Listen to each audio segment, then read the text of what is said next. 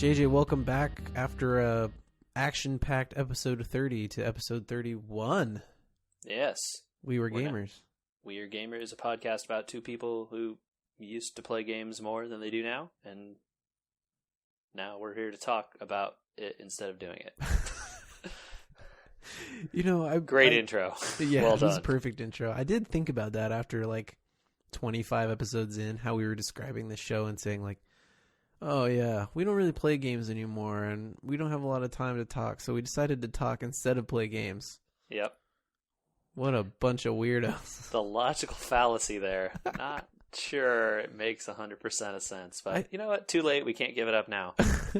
So, I think when the original concept came around, there was a little like glimmer of hope that maybe we would get so good at this that we would play games at the same time. Yeah, maybe this would give us a reason to play games, but nope. Nope, didn't do that at all.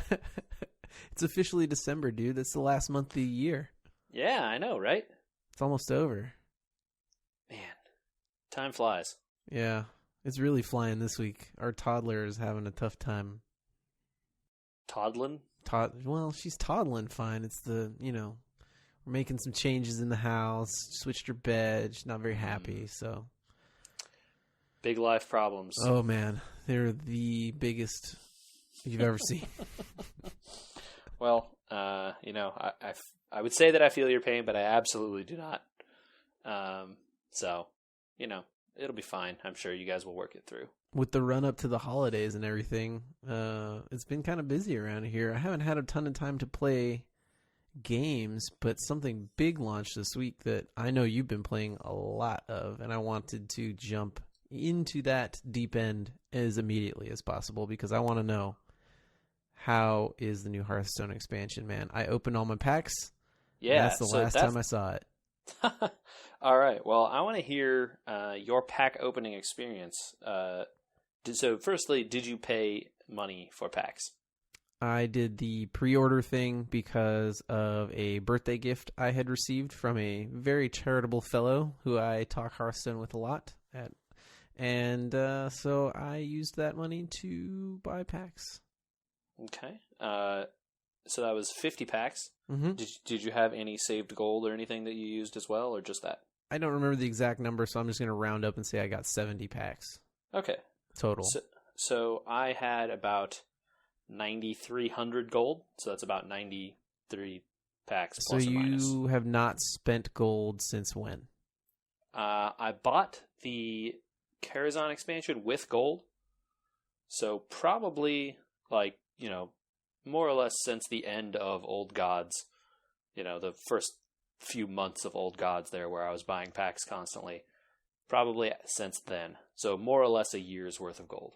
Wow. Minus the 2,800 or whatever for Karazhan. Wow. And that's doing quests almost every day. Maybe like one arena in there or two, and doing those 80 gold quests or whatever. I really need to hold off spending my gold because I can't believe it adds up that fast. You just never spend it. Never spend it. That's the thing. I have, except for Karazhan there, I have not spent it on anything. Because I feel like I have enough stuff. And I absolutely have spent lots of money in the past. So, it's a bit of a situation where I don't have to craft anything from the Grand Tournament because I feel like I have it all. Well, and Grand Tournament's going to roll out at some point soon here. Which is the best reason, actually, to buy those, right? If you're trying to get all the cards, you need to get them before they go, because otherwise the dust cost is a lot more. Well, the dust cost is the same. So I wanted to know, did you get the compensation packs? That's the question. I did. I had opened them previous to the warning. I guess we should fill people in here, JJ. What would it not be a Blizzard launch if there wasn't some sort of drama? Yeah. So I guess the way to explain the bug is the new tri-class cards were appearing 3 times more than they should in packs and stuff, essentially. Yep. And I guess I can, as a programmer, and a person who does software, I kind of can understand how this happens on the back end. I just don't see how it gets through QA without someone noticing. I guess it does take quite a large number of packs to notice it. But there were some pretty funny streams that people put up of them opening packs. Like, I know Cripparian, the famous Hearthstone streamer, said he opened 1,000 packs across 2 different accounts. Yeah. And I think after 500 on one account, he had over 150 copies of one card. Whoa. Which, to put it in perspective, he's never disenchanted anything.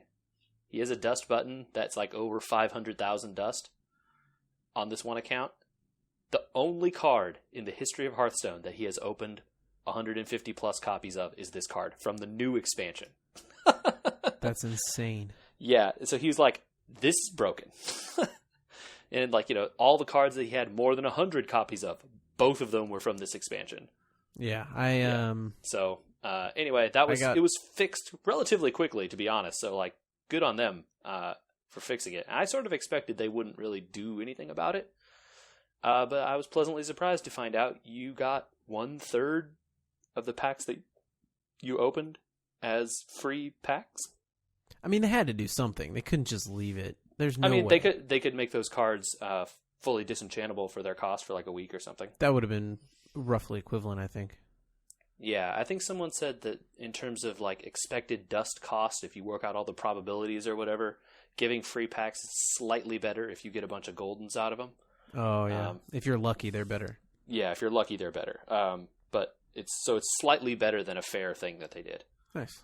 In terms of expected value. But anyway, so did you feel you got your money's worth from your 50, 60-ish packs? I walked away with 4 legendaries. That's a pretty good value. If you consider the worst you could do is something like 1 legendary every 30 or 40 packs. I think Pity Timer kicks in at 30-ish. I heard that 40 is the max anyone has ever gone in terms of that timer. So, yeah, probably 4 legendaries is pretty good. I believe I got 5 in 93 packs, so roughly pretty similar amount in terms of packs opened there. Wow, there are just some real interesting cards in this expansion, Andrew. At least they trying new mechanics, I am very happy. I would say that I have been having some of the most fun that I've had in Hearthstone in the past couple weeks. Wild or regular ladder? I've been playing standard, although I actually have some really interesting ideas for wild decks, but I've just been having a good time in the standard ladder for the most part. And I guess for the most part is, hey, do you remember when everyone thought it was going to be like control decks and Reno decks and stuff everywhere all over the ladder? Is it just Rush again? Oh yeah, there is an aggro pirate warrior deck that is real good. You may remember, I don't remember if we talked about it, but there's a card that can get summoned from your deck when you play another card now. Oh yeah, we saw that during BlizzCon. It's a pirate that when you summon a pirate or something, it summons him from your deck. Yeah. And there's a sweet animation of like a cannon showing up from your deck and him shooting out of the cannon onto the battlefield and saying, I'm in charge now, or some kind of piratey sounding thing. Yeah, so it turns out that guy's real good because 1 mana charge that makes your deck 29 cards instead of 30 is pretty good. Also, except when you draw him in your opening hand, that really sucks. He's basically Stone Tusk Boar with the pirate tag at that point. But the other card I think that we should talk about that people didn't seem to get hyped about, but I was pretty sure was going to be crazy strong, is called Small Time Buccaneer. It's a little gnome pirate guy. It's a 1 mana 1/2, but he has +2 attack if you have a weapon equipped. Oh no. It's it's literally Cogmaster for weapons. For warriors, yeah. It's not warrior card, it's a neutral. Well. So it is literally Cogmaster for weapons. Yeah. Yeah. But who equips weapons the most? Warriors and rogues mostly. Yeah. Yeah. So it's a pretty ridiculous deck. I have been playing it on the ladder. It's really good. 1 mana 1/2, equip a weapon, or if you have the coin, actually, you can play the N'Zoth's First Mate, the 1/1 pirate that gives you a 1/3 weapon for the warrior. You coin. You don't have to coin anything because Patches summons himself out of your deck. So you now have a 1/1 and then another 1/1 with charge and a weapon. And then you can coin and play the Small Time Buccaneer, who is now a 3/2 with your coin mana. So that's a 1/1, a 1/1 with charge, and a 3/2 for 2 mana on turn 1. And don't forget your weapon. And the weapon, right. And then the next turn you can play Upgrade to make the weapon better, which only costs 1 mana. Yeah, so it's a really messed up deck, and is really, really fast. You can win on like turns 5 and 6 pretty relatively consistently. So is this a legend grind deck? Some people have used it for that, of course. I have a feeling that this deck is going to be good for like 2 weeks, and then people are going to kind of be like, we could play taunt cards. Yeah. And then they'll just lose forever. Or all the Reno decks will get refined and be better. I still lose relatively frequently to Reno decks that get their Reno on turn 6, and you're just like, well, I had him at 5, and now he's back at 30, and I'm out of cards. Mm-hmm. So, I think it's not an unbeatable deck, but it is really good and really fast. So, yeah. But, I know everyone is... we have a lot of listeners to this podcast who are not super happy with Reno Jackson and his his richness, or lack thereof. But there's a lot of new cards in this set that are similar to Reno Jackson that are really fun to play. That Kazakus guy is cool, man. I'm going to be clear here. I never knocked the Reno mechanic.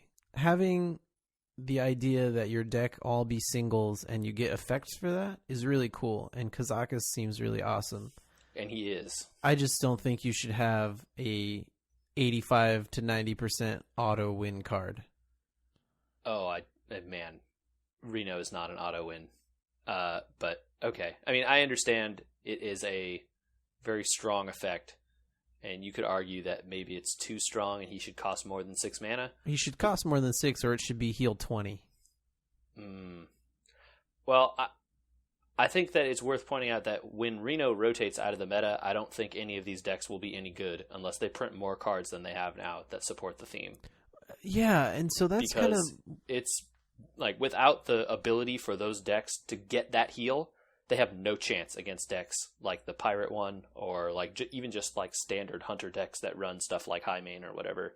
You have really no chance with that kind of a deck. You're just going to run out of stuff without the ability to heal and start over. I hear what you're saying. And I haven't thought about it deeply enough to have the perfect counter to that. Obviously, I mean, maybe they can print another version of like, Jackson Reno. It's not the same guy, but it does something different but similar, and he's not as good because he's a knockoff, and so he only heals you for 20 or something. But like without a strong like defense mechanic or something for those kinds of decks that want to take it, relatively late game, I don't think they have a chance against like normal control decks or even like well-run mid-range and aggro decks. Fair enough. Kazakus helps.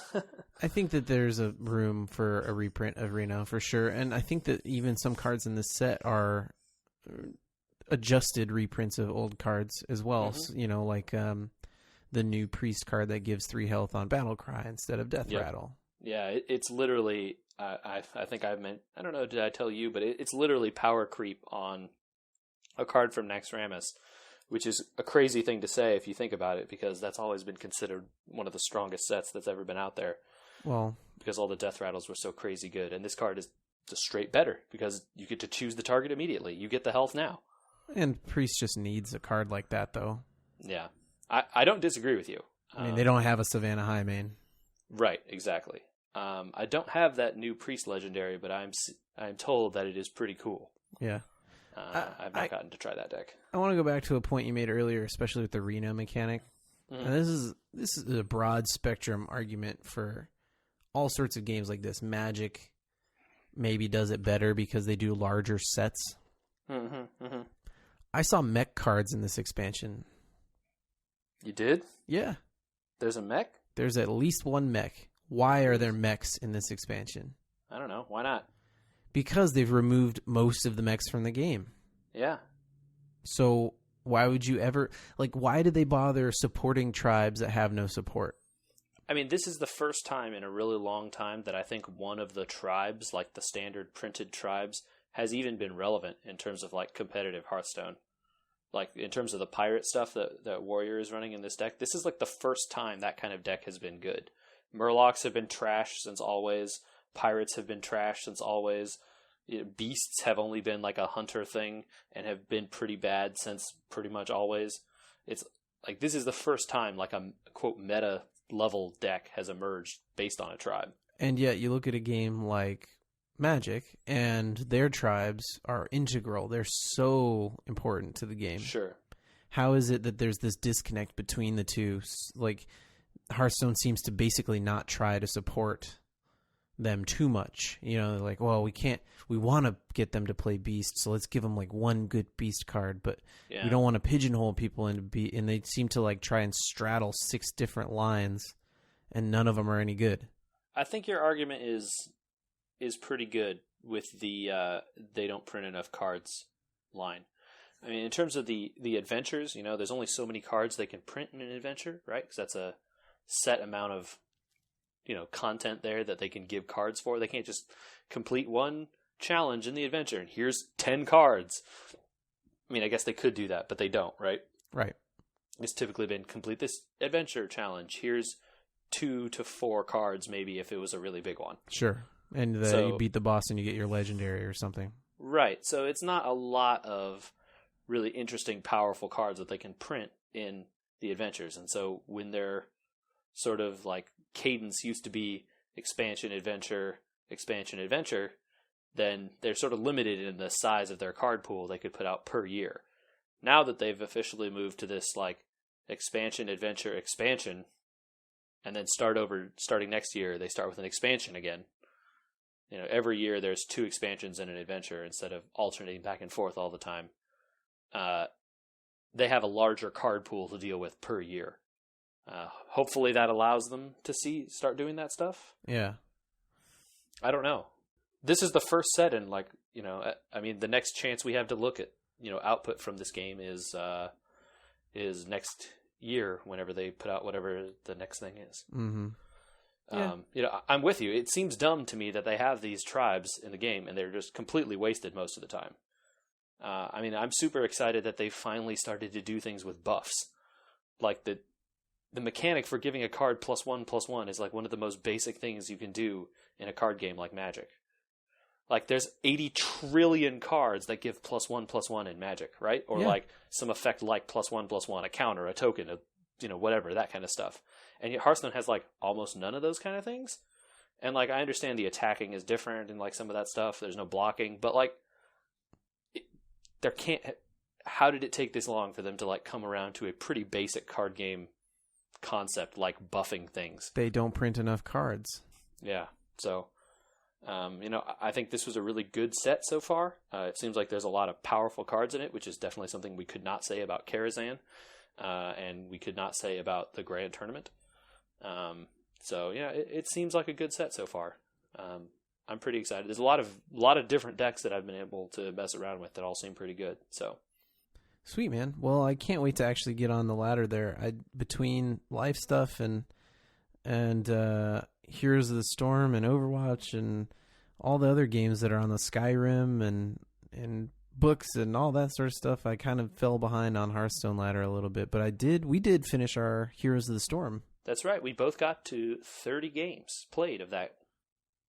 I know we maybe alluded to it very briefly during our interview there, but yeah, it's did you have a good time doing that, Andrew? I did, and we have had a good enough time that after that interview last week, we went on and played some more with Chris because he needed to get his games in. You know, it seems like at least playing it in that way against the AI, not really having a lot of, you know, don't have to do a lot of strategic thinking or anything. It's a pretty fun way to play that game. It's like an even more mindless version of Diablo, where you're just kind of like picking a character and say, what 6 decisions am I going to make in this 5 minutes? Mm-hmm. Right? Because you're going to level maybe 6 times before the game's over. Right. What character do I want to play and learn? What 6 decisions do I want to make? Okay, cool. Walk down the lane and end the game. And that's kind of fun. Yeah. The stakes are low, right? If you die, you can just be like, lol, oops, I'm dumb. I think we should take a second and say that was a really fun episode last week. Yeah. Thanks to Chris, man, for coming out and giving us that good interview. It was very enlightening, I think. It kind of turned into a bonus episode in a weird way, but at the same time, it's our show. We can do whatever we want. Yeah, this is America. It was really good. I found it enlightening. There's also a really good article. I'm gonna plug this here. Maybe we'll put a link in the notes or forget to do that. Whatever. If people go to waypoint.vice.com, there's an article about called a oral history of Azeroth's most influential guild.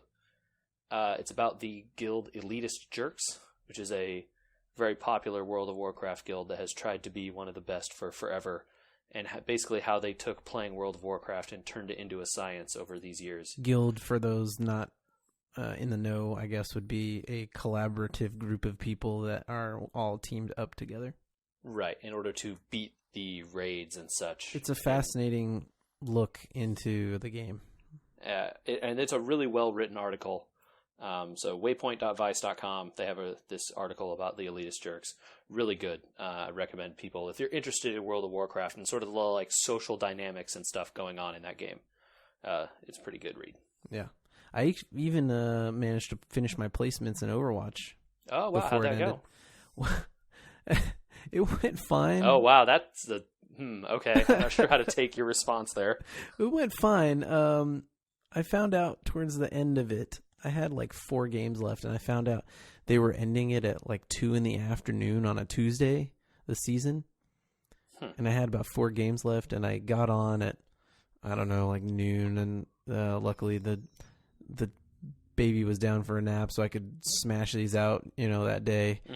And the game before my last game went to like overtime, and it really started to like get close to the wire. It was like 1:56 when I started my last game, and then when the game ends, the end screen pops up, and it's like, "Thank you for completing and competing in season 2. Here's your rewards for having placed in season 2. Season 2. Hey, done, right? Yep. Yeah, D for done. That's how we do it on We Were Gamers. Make sure to put it in at the last second. Got in under the wire. Still counts. It was so it was kind of fun to be like in the second to last game there, being like, if this game doesn't end in 2 minutes, I'm going to miss my placements by 1 game. Oh, well. But, we got it done. Nice. Got our badge for the season. We can wait another 3 months to do placements again. Yep. Start that about a day and a half before the season ends. Yeah. I don't know, man. There's too much that's coming down the pipe. It's very busy. I don't know how to keep up anymore. I mean, there's like trailers for new games dropping every day. And there's trailers for like movies that I want to see coming out all the time. I don't even know. I mean, the announced games that were announced last year that are coming out are still coming out. Like, I think Last Guardian's coming out pretty soon. The Last Guardian, I believe, is out, if not today, like tomorrow or this week. A game that has been in development for over 10 years. Yeah. Last of Us 2 just got a trailer. Yep. Kingdom Hearts is getting re-put out again on PS4. I don't know, whatever. I can't with those games anymore. I just can't. I don't know how I'm going to make it through this holiday season without getting a PS4. Yeah, it's going to be interesting. We will see. I have said I have designs on buying a PS4, just because there's enough games coming out for that thing that I will eventually want to play. So, which one tops your list? Because I think my have to play, and one of the very reasons that it's been gnawing at me for years now is that eventually Last Guardian would be out, and I would have to play it. Well, that was never on my list, but I would say that I've seen people on the internet call it their Persona 5 machine. I think that's a pretty true topic for me, although I've been intrigued by Final Fantasy 15 and The Last Guardian recently as well. So, well, Final Fantasy 15 did hit, and basically everyone... there's still a lot of people on WoW, but basically everyone else has disappeared to go play Final Fantasy 15. And the reviews that I've seen have said it's the best Final Fantasy in years, meaning, I guess, that they think it's better than 10 and 12 and multiplayer. Maybe it's just worth pointing out that it's the only Final Fantasy released in a lot of years. No, 13 was what? And then there was like 13.2 and then 13.2 spin-off and then Zero Type and then... I think... Zero Type is a remake of a PSP game that came out in Japan like 6 years ago. So I don't know that that's a good one to bring up. Okay, but, well, it was released. But yeah, that's all I'm saying. 13 came out in the early to mid years of the PS3. So it's been quite a while, at least. Especially for Final Fantasy 15, which is a game that started its life as a spin-off of Final Fantasy 13. Yeah, well, in the midst of development of 2 online Final Fantasies also. Yeah. 15 was announced around the same time that 13 was. 13 came out, 13.2 came out, 13.3, which is subtitled something else, I forget, also came out. And then, they moved on to a new console. A whole bunch of stuff happened. Yeah, I'm interested in that game, but also I have relative faith that that game will eventually come to the PC in the next year or two. You really think so? Yeah. I'm not certain. They have put out every other game that Square Enix makes on PC. I mean, you can buy Final Fantasies 1 through... You cannot get 12. No, not yet, but there's a remaster for that coming out. You think the remaster will hit PC? Again, not day and date, but like a year afterwards, probably. Oh, I really, really hope so. Again, Last of Us and Last Guardian would still want me to get a PS4, but being able to get FF12. So the stuff that I'm really interested in, at least in terms of the PS4, is the stuff that you can't play elsewhere and is not going to come to PC, right? So we're talking about like Uncharted. Those games were really cool. The Persona stuff, like the first party stuff that isn't going to come out on PC, right? I want to believe that. I mean, they put out Final Fantasy 13 on PC, so all 3 of those games are out there. So if those can get there eventually, I can believe that maybe one day 12 can too. Also, hopefully. Yeah, I don't have faith in Square Enix. I don't know why. I just feel consistently disappointed in their marketing decisions. Yeah, I can agree with that at several levels. But they put out 13 eventually, so I think they will probably get around to putting 12 whatever remaster and 15 out on PC. I think they would be silly not to put 15 out on PC, given that the PS4 is not necessarily that far away from a PC in terms of like the architecture and stuff. It's a lot easier to port. It's a lot easier to port from the PS4 to the PC than it is something like the PS3 or in Final Fantasy XII's case, the PS2 to the PC. So yeah. If all these games come to PC, I don't know about you, but I was kind of a little bit disappointed this Black Friday in PC sales overall. There's still one going on, I guess technically. GOG is still going on, GOG.com, for those of you that don't know what I'm talking about. But and they updated their Connect thing again with more games. Yeah, that thing is so weird. I don't understand it, and it also kind of bothers me that like I've bought games on GOG before, and now I think, wow, I should really only buy games on Steam because eventually they're going to get ported over there, and then I'm going to have double bought them. No, that's definitely not likely to always be the case. Oh, well. At least in terms of, in some cases, a lot of the stuff that's coming over is stuff that was available in both places. There are still a lot of games that are available on GOG that are not available, or GOG that are not available on Steam. Well, did you see anything on Steam that was worth buying? I saw that they put like 10% off Civ 6, but if you bought it on Amazon when it came out, it was 20% off. So I didn't see anything this Black Friday, fall, whatever you want to call it, sale. Yeah, in terms of like digital games, I did buy Final Fantasy X X2 HD Remaster and Final Fantasy 9 from the Square Enix store. They were running like a crazy sale on those games on a bunch of their stuff there, but not on Steam, and they sold Steam codes. Oh, okay, cool. So you could like I think I got both. Steam. Yeah, and I think I got both of those games for like $10, which I guess is actually 3 games. I have a hard time rebuying those on the PC because everything up through 10 and 10.2 I have on the Vita already. Mm-hmm. Yeah, so I have 10 and 10.2 for the Vita, but I don't have a lot of the older Final Fantasies. Yeah. I have like 7, but then not 8 or 9. So Again, I wish the 12 would make it to the Vita, but there's no way. Nah, doubtful. Not in the U.S. anyway. Maybe there's a chance in Japan.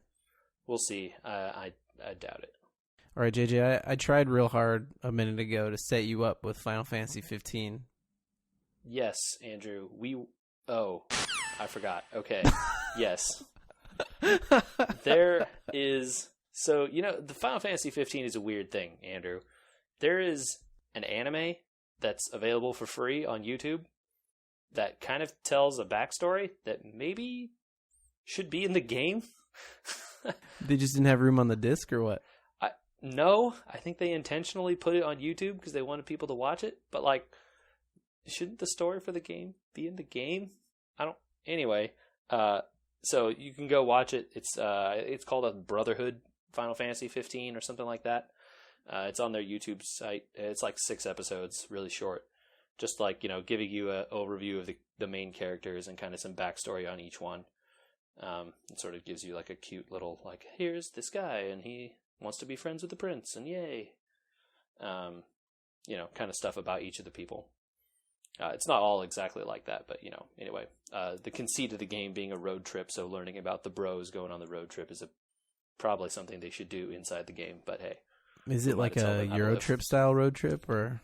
The conceit is, I guess, you are playing as the prince, and the prince is driving to his wedding. It's one of those arranged marriage type things. That's really all I know. I haven't played it. Anyway, they also put out an actual full-length CG movie. This is not the first time. Correct, it's not. It takes place in-universe, and it takes place before the events of the game. So, starring some of the characters who are in the game, but they are also acted or motion captured or whatever by famous actors who are not in the game. So that's a little strange. We have reading off the box art here of the movie is Aaron Paul, Lena Headey, and Sean Bean. So famous, relatively actors. And their voices are in this? Their voices and slight likenesses are in the movie, yes. But those characters are in the game? Some of them, yes. And they're I believe not they don't acted have by the these same people? voice, correct. Okay.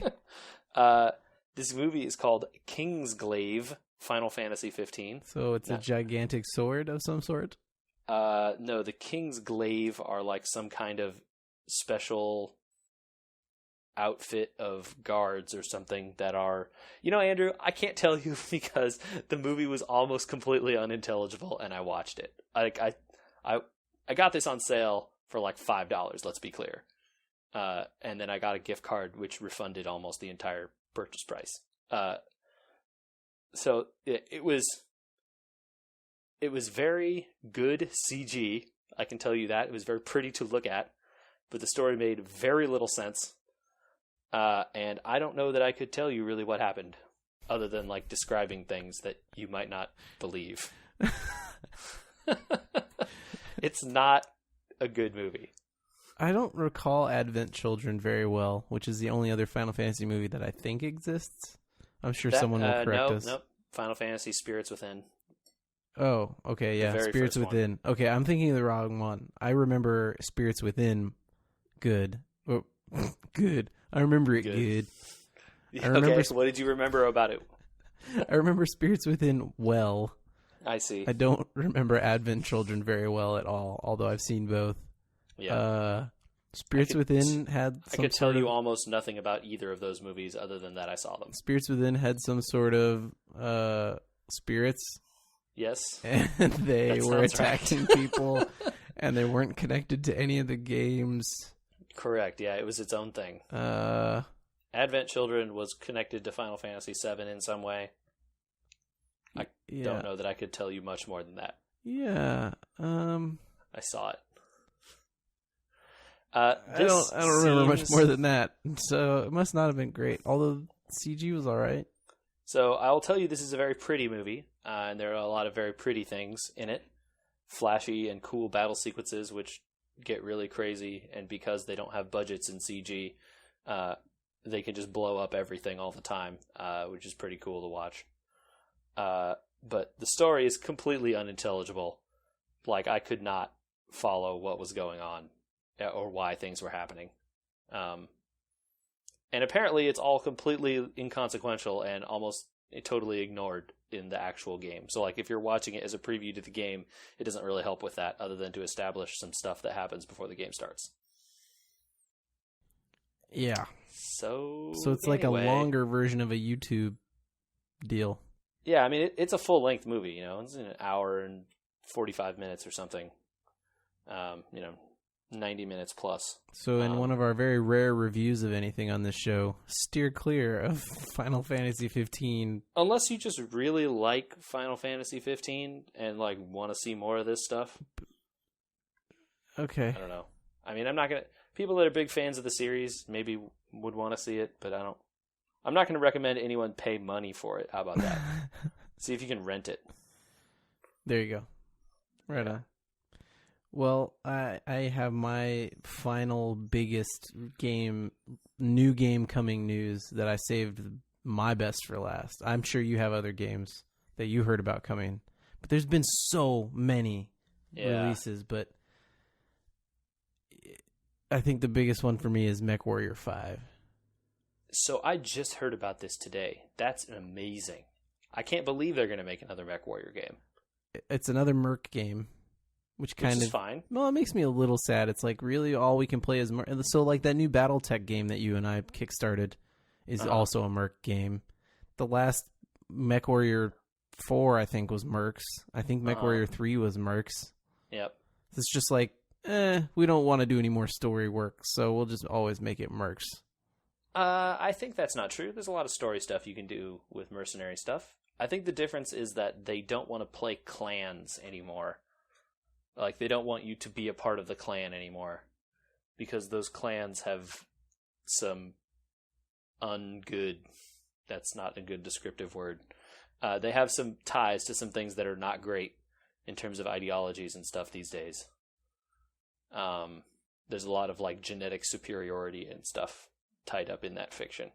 Mm-hmm. Which maybe people want to steer clear of these days. Science fiction has has always been a mirror for reality. Exactly. You're right. Yeah, it's always been a foil for understanding problems. You're right. But also, I think there's a lot of good stuff in the inner sphere. You know, you get, as a mercenary, you have the chance to work with lots of different houses rather than only having to be part of one house. Maybe they could craft a cool story around some cool minor houses that people like. But if people want to see a lot of the big, famous BattleTech era stuff that people know about, right, it's going to be tough to get to see a lot of those all as one, playing as one part of one house, right? Yeah. That's the only thing I can think of. But who cares, man? Single-player Mechwarrior, that's, awesome. Non-online. Yeah, that's crazy. I'm in. I'm there. And apparently, this is coming from the people who made Mechwarrior Online, which has a dubious history. So, well, let's put it this way. Mechwarrior Online did not do well. So if you have all those resources and you're trying to recoup some cost, make the thing that people actually wanted. Yeah, man. Yeah, I'm in, man. Hey, put it out. Let me see how it is. That's what I want to say. I am interested in paying money for this game. I mean, it was a no-brainer. I don't even know why they didn't release two simultaneously. They could say, hey, here's our online version, but also we know a lot of you probably don't want that. Here's the single player at the same time. Yeah. So that's cool. I am very excited to have heard about that. Like I said, I only heard about it this morning. I saw an article. I was like, what? How did I not see this? Yeah, there's a trailer too. It came from Oh, man. Oh, you didn't see the trailer yet? No, I didn't see a trailer. It's like 6 minutes long, and 3 of it is just Unreal 4 engine. Sure. Eye candy. A lot of establishing stuff. Yeah, but there's 3 minutes of, I don't know if it's pre-rendered or in-game mech combat. Ah, cool. I'm sure target render type stuff at this stage since the game is brand new, basically. Yeah. Cool though. I'm hopeful that is good. I want Mechwarrior to be good again. That is a good franchise and a lot of fun. Nothing like sitting on top of a walking nuke reactor at 8 a.m. That's also a Mercs reference. Yeah, it is. Mechwarrior 2 Mercenaries. Yeah, still my favorite one. It's literally the best one. It is. I really like Mechwarrior 2, the Ghost Bear expansion also, but Mercenaries is the one. Oh, we should do, okay, that's maybe like our next, it's as good as you remember section. All the Mechwarrior. Whew. I don't know. I bet those are tough to go back to. And I don't have a joystick anymore. I had a joystick back then. I don't know. Is it necessary? Maybe. I feel like it was tough to do like torso twist stuff with a keyboard, especially when like the L key is one of your keys and stuff. Yeah, I bet the layout on those things is really bad now that I think about that, because it's like one, and oh man, a bunch of them didn't have mouse. Oh, that's right. Oh man, that's right. My nostalgia. You had to have a joystick for a couple of them. Yeah. Oh man. Oof. Okay. Well, we'll see how that looks when we don't do this feature. Man. Yeah, Mechwarrior. So good. But I will say the announcement that I was most interested in that happened recently, Andrew, is they announced a new Marvel vs. Capcom game. Did we need another one? Yes, the last one came out on the PS3 and 360 era of games, and actually is no longer available for sale. Not even online. Was no longer available for sale. It has now just recently been put up on the PS4. Oh, go figure. And is coming to the Xbox and Steam in March or something next year. Get all that hype money. Yeah, so that game is a game that came out before the Marvel Cinematic Universe existed as a thing. So it is one of the last games that has all the X-Men characters, all the Fantastic Four characters, like all of those, Marvel comic properties together in one big thing. Well, they could still do them in the same game, right? Because they're taking them from the comic company, not from the TV company, right? So I am told that is not cool now, and Marvel is not allowing that to happen anymore, even if it's only referencing comic stuff. Because Marvel wants those characters back completely, and they're not going to promote anything that isn't under their license. Oof. Well, so that means no Wolverine.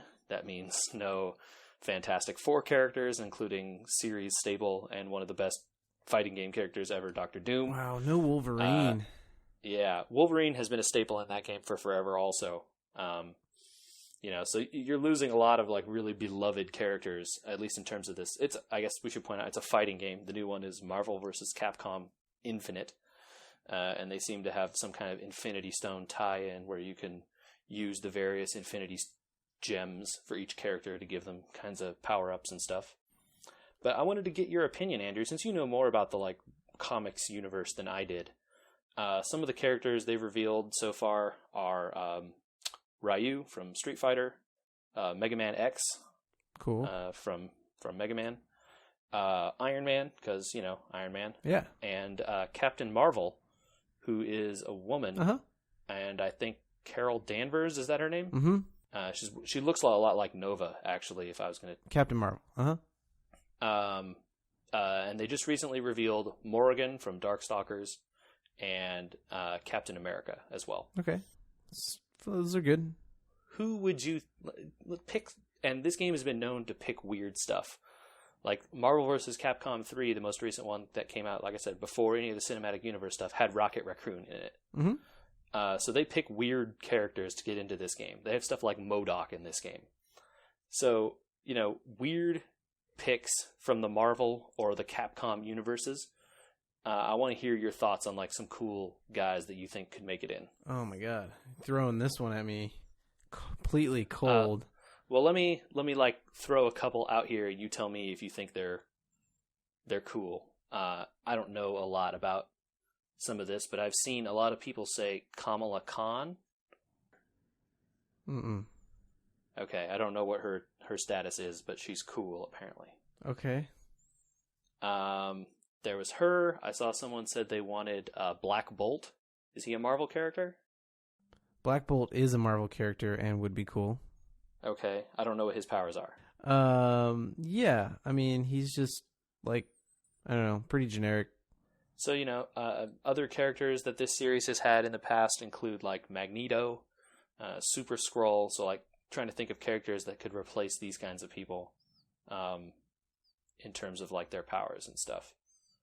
So, I just wondered if you had any like off the wall pulls from Marvel stuff that you thought might be interesting to throw in there. It's interesting to pull out in the back of my head, try and pull out all the Fantastic Four related and all the X-Men related characters, because I can think of a ton of like, sure. Oh yeah, there's like all these really cool. Oh no, he would technically be part of the X-Men universe. So I think they might, it's hard to know about how those lines go, right? Because Deadpool is like technically part of the X-Men universe, yes, in a weird way, even though he's not really ever in X-Men stuff. So a lot of it is weird. Deadpool also was in this game, the original or the Marvel vs. Capcom 3. It'd be interesting to see some B-list people, maybe more like a Man-Thing. Okay, yeah, that's a good one. A little swamp monster, action. Sure. And like that can fit into their kind of like, they have, the sort of the archetypes in that game. There's like fast guys. There's like guys that can fly and shoot energy stuff. There's big hulking heavy dudes that can punch dudes real good. In the past, how deep have they gotten into like the Avengers roster? So, I think Sentinel was in this game at one point, like maybe in Marvel vs. Capcom 2. But I don't know that they've gone crazy deep. Marvel vs. Capcom 2 came out in like the 90s. You could always throw in Namor, Sure, okay, like an Aquaman type guy. Yeah. The Marvel version. There's a whole bunch of European Avengers I think they're on the is it the Defenders? I could not tell you the answer to that. Like they have a Captain Britain instead of a Captain America. Okay. It's tough though, because some of them are X-Men also. Yeah, so like, this stuff is it's interesting to think about, right? And if you think about like, okay, well, Marvel will probably want to push their cinematic universe stuff because that's what they have these days. So then does that mean like Ant-Man and like those kind of guys? Oh yeah, Ant-Man would be cool, because you could also Ant-Man's also Giant Man. Right, of course. So he could do both. Obviously Hulk will be in the game. Sure. There are different Hulks. You could add different Hulks to the game, I guess, technically. They usually have alternate costumes for people. Oh, okay. And so then you have like Red Hulk as a costume, Gray Hulk as a costume, but they all play like Hulk. And they've done that to like give you looks of like the old stuff for certain characters, right? Like Wolverine will look like you have the yellow outfit Wolverine. And then they have, like some of the like, Weapon X stuff as his alternate costume. Well, you said Nova. Like Nova would be legit. Adding a Nova was in Marvel vs. Capcom 3 cool. As a guy. He'd be cool to have in. I'm down for it. I'm sure they'll add some people like Star-Lord or something. Yeah, so that's been the suspicion, is they're going to add a bunch of Guardians of the Galaxy stuff, which makes sense. I mean, that's a popular movie, and they're coming out with a volume 2. By the way, the trailer is pretty rad. Is Thanos a playable character or not? Yeah, so that was going to be my question. Do you want to have that, like, because they have bad guys in there too, right? Like Doctor Doom has been a series staple for forever. Put in Thanos as kind of like a bad guy Hulk kind of character. I mean, does he just punch stuff? I'm not too up on his powers, other than he frequently gets the Infinity Gauntlet in the movies and the shows. I'm not gonna try and like say that I'm an expert on Thanos' abilities. There are people that would probably email me angrily. I know that he is extremely strong. Okay. He's that kind of dude. He's that kind of dude. I think he has he's like telepathic and things like that too, Okay. Yeah, so I mean, he would be a cool one. A lot of people are thinking that Hulkbuster Iron Man would come in as like a different version of Iron Man, but that seems kind of lame. Yeah, why wouldn't it be like a call down or something? Right? Why have two Iron Mans? That seems lame. So I don't know. That it just seems like there's a lot of possibilities there, right? And this is just the Marvel side of stuff. Capcom has a bunch of weird stuff too. They could put in like characters from Devil May Cry. They could put in I know what's the name of the lady with the little Lego dudes? The lady with the Lego what? Tron Bone. Trombone. That's her name. She has the little like servbot dudes that run around on the screen. She's in a Big Mac. Anyway, she's been in the game before. Series kind of staple. Uh-huh. I'm trying to think of other weird characters they've had from the Capcom side. I mean, characters like, Dante and Virgil from Devil May Cry. A bunch of Resident Evil characters show up. They had Phoenix Wright from the Ace Attorney stuff in the last one. Yeah, dude. Awesome. You could get, if you you run around during the level and like scavenge clues, and if you put a case together, you could get the objection. Like how he yells objection in those games. Yeah. It's a meme, people. If you want to check it out, search Phoenix Wright, WRIGHT, and objection. There's even one where you can type your own little objection thing. It's very silly. Anyway, you would just get a big hand that would like point out, like he's pointing forwards, like objection, and you could like smack your opponent with the objection symbol over and over. Oh no, I made a mistake. I have to correct it now. Okay. I just realized it as you were talking. I said Defenders earlier was Captain Britain. It's not Defenders. That's Excalibur. Defenders is like Daredevil and Luke Cage and all those people on Netflix. Luke Cage could go in, right? All those Netflix ones like Iron Fist, or Jessica Jones. All those people could go in. Yeah, that would be really cool. A good way to give some of those people that maybe don't get the like movie stuff. Yeah, Punisher. Sure, put the Punisher in there. He's got guns. They can have guys with guns. That's allowed. It's interesting. I'm having more fun guessing people that are be in that game than I probably would playing it, considering it's a fighting game. So I am told that while Marvel 3, the previous one, MVC 3, has a lot of like depth if you want to go there, it is actually a very easy game to just button mash and see cool stuff happen. You can press buttons and see stuff explode all over the screen in cool ways. That's funny. Do you think that it's actually a tie-in game? Like, it's getting made to tie into the Infinity War stuff? Hard to say. If they do only make it with, like, Marvel Cinematic Universe characters and pretty much not much else... And they make them look like the ones in the Cinematic Universe? Yeah, I would then be more inclined to say that. But in the past, they've had weird stuff in there, man. Like, I just wonder if a tie-in game can be I know any good. Cable was in Marvel vs. Capcom. Yeah, that's one of the ones that I remembered from the old game. I was like, oh wait, that's an X-Man. Yeah, and you can't have that guy, right? Yeah. So they've had weird stuff in the. And I said before, MODOK, right?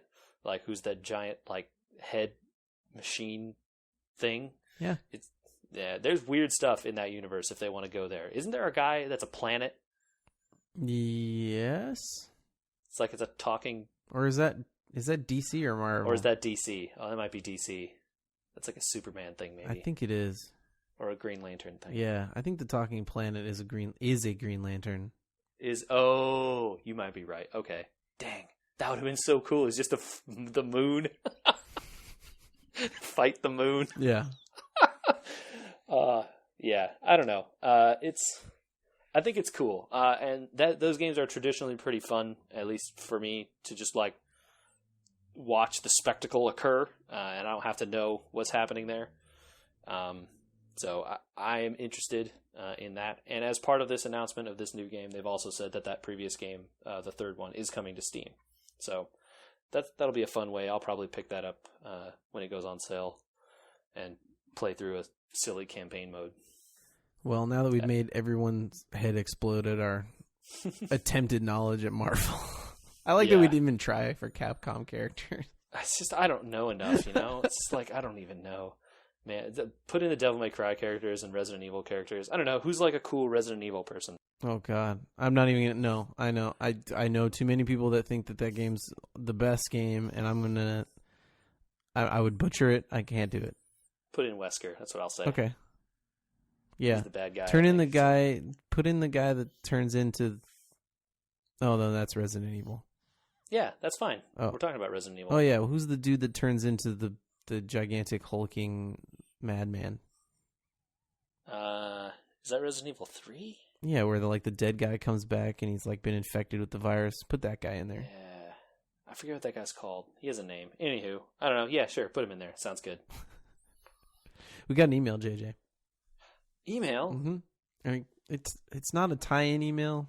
Like, I was kind of like hoping that we were going to hit something there. where it would tie in, but it's kind of like it's game related. So Okay. I'm just gonna summarize because it was mainly a link to an article. Okay.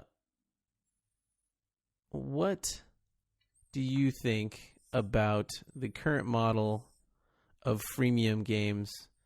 Because Kanye West is pretty upset about it, JJ. Kanye West has an opinion about freemium games? Oh, yeah. What is Kanye West's opinion? Kanye West says that, let me find the quote here. It makes no sense. We give the iPad to our child, and every 5 minutes there's a new purchase. If a game's made for a 2-year-old, just allow them to have fun and give the parents a break, for Christ's sake. You know, maybe Kanye West shouldn't give his 2-year-old an iPad. I don't know. Or maybe he shouldn't play Kim Kardashian Hollywood the game, which bring in, you know, a couple $1 million a year to his wife from in-app purchases. I mean, you know, I am not a big fan of the way those games are structured. Mm-hmm. I think you and I have both talked about that before. I think we have on this cast, but the main thing that I got to at the end of this article that was linked to us by Jamie, which is awesome. Thank you very much. At the end, it says, this is the new model going forward. You know, everybody's getting sued about these purchases. They'll make them harder to make. But in order to combat piracy, this is how the market's going to look forever. There's no going back. And it's like, I really don't think so. I think that, and we're already starting to see the rubber band hit backward in terms of like, you know, maybe 5-6 years ago, we were getting DLC for games. And it was like, what? I have to pay an extra. Which, by the way, we're still getting DLC for games. That's still definitely happening. Oh, yeah, no, we still are. And there's more and more of it. I'm not saying that we're not going to continue to get it. But we started to see it, right? It was like, well, add on this thing for $5. Sure, and then it became add on everything for $5. You know, like it became the game was add-ons, you know? Yeah, it's like $5 here, $10 here, $15 for this story thing. I think, though, that like in a weird way, thanks to Steam, I saw a shocking stat. Somebody linked me. I think it was Michael linked me. 40% of games on Steam. I heard this, yeah. Were released in 2016. Yep. And it makes perfect sense when you think about why that is, right? So indie games. No, because curation has stopped. Steam used to be a closed marketplace. They had to go through people at Valve to get on Steam. And in maybe 2013, they added the Greenlight stuff where they started letting a lot more stuff through. And like that stuff has pretty much just fallen away. In terms of, you know, how easy it is to get on Steam. Like anyone can get their game on Steam now with very little effort. And so basically the flood of games now, it's just like, you know, the taps are open. Yeah. It's like dump everything. Every mobile phone game, dump it on Steam. Why not? Well, the argument made in here is that it's to combat piracy. And overall, maybe on... First of all, how does the average person pirate a game on mobile? I mean, it's very easy. I don't know about, you know, in the walled iOS garden. I don't know how that life works, but in Android, you go to a website and find a .apk file and download it. Okay, so on an iPhone, you got to crack your iPhone. Yeah, so you can't just install apps on an iPhone like that. So half the marketplace, maybe even more than half at this point, is iOS. So that argument doesn't. It's actually definitely the other way. Hmm? More than half of the marketplace is Android. I misread. I'm either misremembering or misreading this, but I think... Now, if you want to talk about like more than half of the apps are created, like in terms of app, that's different than the number of phones. I'm thinking back on the article, I think it said something like 72% of mobile income share is Apple. Now that I believe. Yeah. That's what I remember from the article. Definitely believe. So maybe the install base is not mostly iOS, but most of the money goes through iOS. The people that are buying iOS turns out to be people that have more money in general and are spending money on things like games. I could believe that. So this doesn't hold water to me in the mobile market, and it also really doesn't hold water now that Steam is a thing. Yeah, I don't know how much I believe that it's a, quote, way to combat piracy. What it is a way to do is make a lot of money really quickly. Yes. If you can make a lot of money really quickly, why should you go back to a way that doesn't earn you as much money as fast? I don't know, but so yeah, it's not. I don't think. I think that there's room. This. I keep saying rubber band, but maybe that's not the analogy.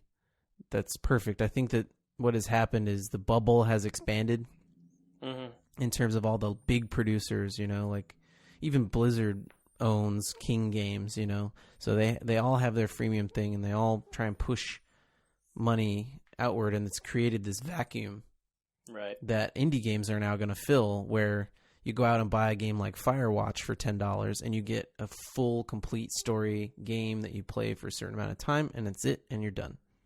And they make money hand over fist. So I don't think that this is the new model. Sure.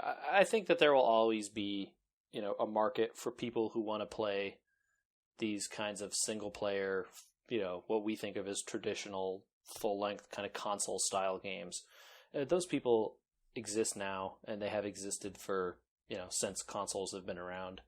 I just think that business people who are always looking for growth and looking for increasing revenue and stuff, maybe that market has been tapped a little bit. It's not growing as fast. The revenue is not skyrocketing through the nose like it is for some of this mobile stuff. I mean, games like Hearthstone are very, very unexploitative in terms of how they're monetized.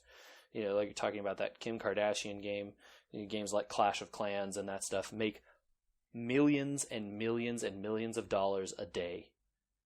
It's just like people buying, little stars or gold or whatever in their gems in their little system. You tap a button, you paid $100 on your phone. And in terms of the ease and the amount of, I don't know, like how easy it is to just make money hand over fist like that, it's never going to go away. That stuff is always going to be there because there's so much money. The market is, maybe not the market is big, but at least the potential is so high. There's no reason not to just do it, right? If you're a business person, go where the money is. Yeah. So the cat's kind of out of the bag on that. I don't think those kinds of games are going to go away. I think maybe sooner or later, hopefully lawmakers are going to do something about how exploitative it is. No, they won't, dude. Think back to the 90s when we were kids. Ronald Reagan, I think, was the guy that blew up and it's never been replaced. The protections for advertising to kids.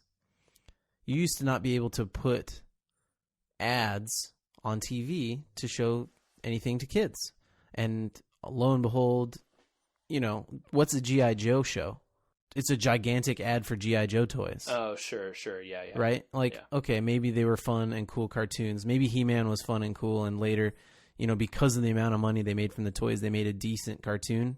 But at the end of the day, they were huge ads for kids. And, the ads for kids on TV were initially like, hey, go get your parent and then tell them to buy you this thing. And now this is the new iteration of that, right? Nobody watches TV anymore. So how else can we exploit kids? Sure. And there's so much money in exploiting kids and advertising to kids. It's billions of dollars a year. So no, there won't be any protection. The thing that I think that's a little unfair about what is being done now versus just advertising, telling kids, hey, go buy this toy, go buy this cereal, eat this stuff, drink this soda or whatever. The thing that's different from that, they're just saying, buy this thing, eat this food, buy this brand, wear these clothes, whatever, that stuff. These in-app games are, in a lot of cases, very close to, if not outright gambling. And there have been, historically, very strong consumer protection laws against gambling in this country. Now, I don't know, ask any of these people that play these games and even the people that make these games, and they will absolutely tell you it is not gambling. You are, that's not how it is. But when you have a lot of these games where you buy a box and the box has random stuff in it, I don't know how you can defend that as not there being some level of gambling element here. Especially when the only way to get those boxes is to pay money. And they'll tell you, oh, you can get them other ways too. But a 6-year-old kid's going to want to buy them now. And, it feels really, really bad in terms of like how gambling adjacent it is. Yeah, no 6-year-old understands random chance. Right, exactly. Especially when all it says is click this button, click this button, click this button. Buy now, best value, $99. And that kind of stuff. And so that's sort of where I expect the lawmakers to come down, and not really to get rid of this market, because obviously it's too big. There's too much. There's billions of dollars being transacted here. So, that's not going away. But in terms of the like protections against this stuff, I want to believe that someone is going to see how exploitative this stuff is and make some rules around it. You want to believe it, but it won't happen. And so at the end of the day, turn the iPad away from your 2-year-old, maybe, Kanye? Yeah. Maybe don't give them the iPad till they're a little bit older. Put a movie on it or something, not Kim Kardashian's Hollywood. Yeah. Anyway, that was our little rant on exploiting children. Let's talk about something else exploitative, JJ, the NFL. Oh, yeah. Okay. This was the last week of games, dude. Well, for fantasy football, this is the end of the regular season. Depending on how your league is structured, that's correct. But in our league together, it absolutely is. And I think for most leagues, this is the traditional end of the regular season. I ended the season on a tie. A tie? I was up 27 points before going into this evening. And I ended this season on a tie, which is about how it should end, I think. I think that's like literally the best thing that could have happened to me having been in last place. We will see what happens. Maybe you will, on a tie, elevate yourself out of last. Luckily, last isn't last yet. That's true. There is a consolation bracket. You got to lose in the first round of that, and the second. You got to lose twice. Yeah, you got to lose all the way. I guess it's still possible. It's not impossible. It was impossible to get out of the losers bracket for me, so I kind of didn't care. But I was hoping, I lost 4 straight. Maybe I could win the last game of the season. Nope. Yeah, straight out on a tie. So it looks pretty good how the finals shaped up here. Did you make the finals, JJ? I did make the playoffs, but actually, more interestingly, the person who has never played fantasy football before in her life is in first place in our league. Thanks to Ezekiel Elliott and Dak Prescott. Yep, carrying her to fantasy glory. Well, it just goes to show you, I'm terrible at this game and should quit. You're pretty depressed. How'd you do in your other league? I won my final game, 66-64, JJ. Those are low numbers. Pretty terrible. Those are low numbers. Yeah. I have won a game in one of my other leagues and have lost in the other. I will be in 9th place in my work league out of 10. So, not last, but pretty close to trying to be down there. I can't believe I'm going out the regular season on a tie. I am excited for the playoffs. I'm pulling for Stephanie for struggling early and then just crushing the league the rest of the year. Man, really been on a tear. Yeah. That team is scary. I don't want to play against it. I just hope that Jay's vaccine ban doesn't go all the way, considering how many times he started somebody that didn't play. That I also agree with. I am really unhappy with how some of the auto-drafted teams have done in the past. Mm-hmm. And don't want them to continue to do good. Also, it was really lame that at one point, the people who were first and second in our league played against each other and tied, so that it kept them on top of the league for basically forever. It's really hard to get people with a tie down from a high position. So we can revisit ties, I guess, maybe, but only 2 the whole season. That's not that bad. You know how we could fix that, Andrew, though? You could just implement fractional scoring and none of these ties would have happened. And then instead of getting 0 points when your guy gets 2 yards, you get point something. 0.2 points, perhaps. Man, what an idea. Getting something for something instead of nothing for something. Doesn't it feel the worst when you're I will just point out I'm mad about this because in another league I played Colin Kaepernick, and that was a bad idea, Andrew. I know. But in the past weeks, he has gotten a lot of points in fantasy, so I thought that streak would continue. Nope. Especially against the Bears. He got 2-something points, but it should have been 4 because the other league I'm in also doesn't have that many fractions available in it. And it got like 2.5 or something, and it should have been 4 because it was like 19 yards and like some silliness like that, and it made me very cross. Kaepernick sucks, that's what I'm saying. He's terrible, but I had him in another league. It was still only 2 points. He didn't throw for anything. He threw for 4 passing yards. He didn't get any points passing, so it's only 2 points. Okay. Maybe I'm thinking of someone else. Yeah. There was someone who got like a low score that should have gotten 2 more points if we'd allowed fractional scoring. JJ, just sit on the fact here for a second that Chris and I tied. Ties don't make games good. With this, literally, we got the second highest score in the league. We could have beat anyone else except for one team, and we tie each other. That sucks. Wouldn't you rather know who actually won? I bet I could tell you. Let's go in and look. Who is the person that should have won this game? It actually might be you. Let's see. I see a guy with an 8 there. That's he's got some 9s. I don't know. It would be close. If we enabled the fractional scoring, you two would have still had a very close game.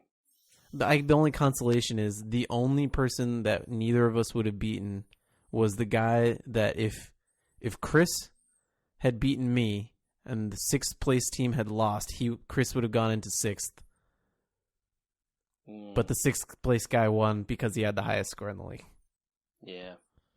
That was the other auto drafter, right? Yeah. Alex, I think. Very disappointing. Can we ban auto drafts next year? No. Why? I don't know. Make people actually do the draft. You don't get to do the draft, you don't get to play. It's my opinion. Well, that's kind of mean. How? No. Come on, man. What if you're the on drafting vacation? is part of the game. Sorry, dude. Picked a bad time to go on vacation. Fair enough. I feel like drafting is part of the game, and if you just let the computer do the draft for you, you didn't really participate. You didn't get screwed as hard as some of the rest of us, is what you're saying. Yeah, no, it's not fair. Having the computer do the draft for you takes the human element out of the game, and the human element is what makes the game fun. I can see that. That's my opinion. I can see that. Well, it's going to be an interesting playoffs. There is a distinct probability of a Thompson toilet bowl. Oh, yes. Glorious. And no matter who wins or loses, as it may be, I win because I don't have to keep this toilet seat anymore. Yeah. I'm a little sad about that. Very excited to see which painted wall you decide to put it on, although it's that you guys will choose to put it in your garage. I don't have a painted wall in my garage. Oh, I bet you'll find one. I bet you'll find one real quick. The old house had a painted wall in the garage. This new house does not have painted walls in the garage. It is completely bare. Well, I'm sure Katie will take a roller and roll some wall in that garage real quick so she doesn't have to see it. I mean, I don't know if she knows how to drywall. Drywalling is tough. So, I don't know. Anyway, I am delighted that potentially one of you two will lose. Although, we'll see. You know, I will say there are some bad teams down at the bottom there, so not impossible. You could win a game. Oh, man. I don't know. Going out on a tie doesn't feel very good. Well, I think no matter what, I think the entire consolation bracket doesn't start until next week, right? You don't have to play next week? No, the consolation it's 6 and 6, so everybody plays all the time now. Oh, that's right. Yeah, it's a 12-team league. Mm-hmm. In the 10-team league that I'm in, the consolation bracket doesn't play next week at all. So. Oh, yeah. Because there's only 4 teams in it. There are buys, but everybody plays. Almost everybody plays. So. Yeah, it would be 4 of the 6 would play, right? Exactly. Well, I think that's enough fantasy football complaining until the playoffs actually start and the real meat begins. Mm-hmm. JJ, where can people send their fantasy football complaints? Well, if they want to complain about the Fantasy Football League, they can send email to you, Andrew. You are the commissioner. But If they want to talk about it with us, they can email us at podcast@weweregamers.com. They could follow us on Instagram, which is We Were Gamers. They could check out our Facebook page at facebook.com/weweregamers. They could, follow us on Twitter at We Were Gamers. Podcast@weweregamers.com is a pretty good email address. We have weweregamers.com, the website. It's a pretty good place. Check out some show notes. Leave us some reviews on iTunes. Andrew, I think we're on Stitcher now. Oh, yeah, we did apply for Stitcher. They said, oh, yeah, we'll send you an email when you guys are on Stitcher. And then they never did that. Yeah, they didn't do that. But then we looked the other day, and lo and behold, Stitcher. You can definitely install the Stitcher app and find our podcast in there if you search for We Were Gamers. So go ahead and do that if that's your podcast of choice.